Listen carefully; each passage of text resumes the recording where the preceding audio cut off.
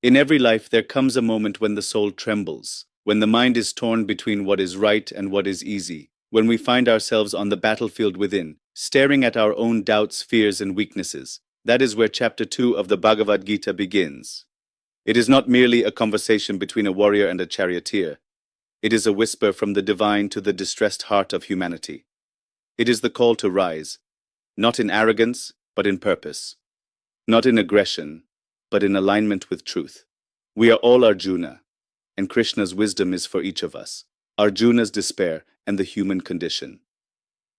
In the heart of the battlefield, Arjuna breaks. He sees not enemies, but family. Not a war, but a tragedy. His bow slips from his hand, his mind clouded, his soul burdened.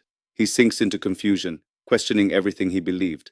How often have we too faced moments like this? When clarity fades, when our principles feel like chains, when our strength deserts us. Arjuna's despair is not weakness, it is the beginning of awakening. Because true strength begins when ego surrenders. He does what most of us struggle to do. He admits his confusion, and he turns to a guide, to Krishna, to the higher self, to the voice of truth. Krishna speaks, awakening to higher wisdom, and Krishna speaks, not with anger, but with clarity. He does not cuddle, he does not encourage delusion. He calls Arjuna to rise, to remember who he is, because you are not just a body, not just a name or role, you are the eternal self. And the path of truth is not always comfortable, but it is always freeing.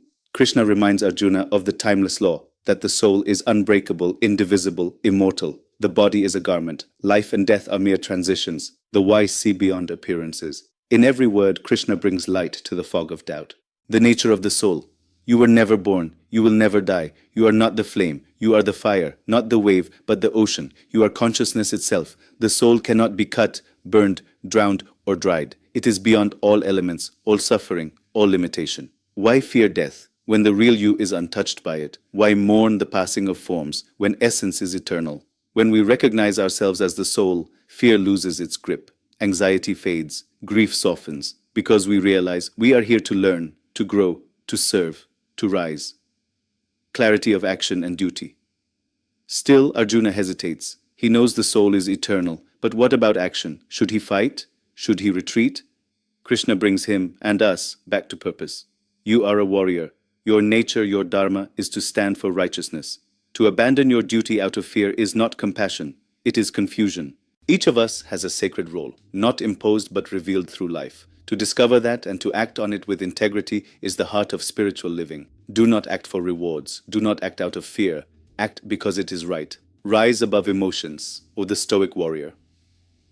In the battlefield of life, emotions rise like storms. Fear, anger, guilt, doubt. They cloud the mind. They shake the will.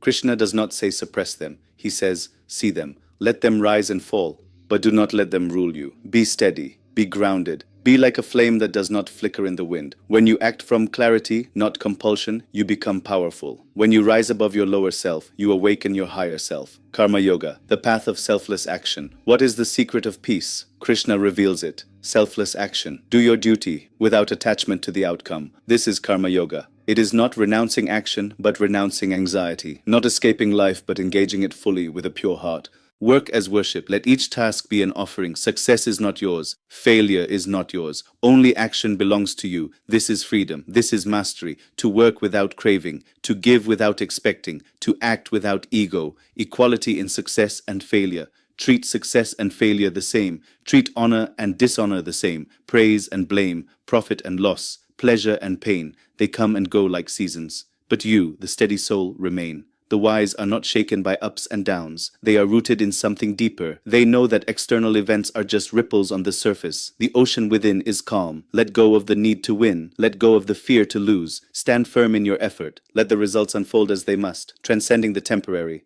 All that you see will fade. The body will age. Wealth will slip. Fame will vanish. Relationships will transform. But the soul, the observer, the knower, remains.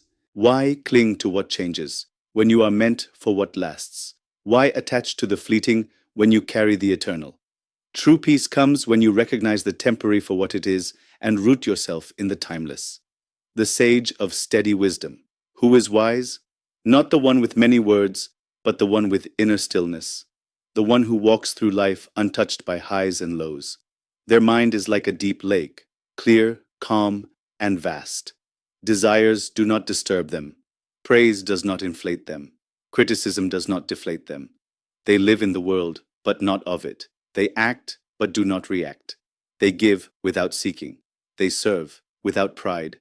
This is the sage of steady wisdom, and this is what you are meant to become. Conclusion: walk the path with courage. Chapter 2 of the Gita is not just a teaching, it is a call. A call to rise from confusion into clarity, from weakness into strength, from illusion into truth.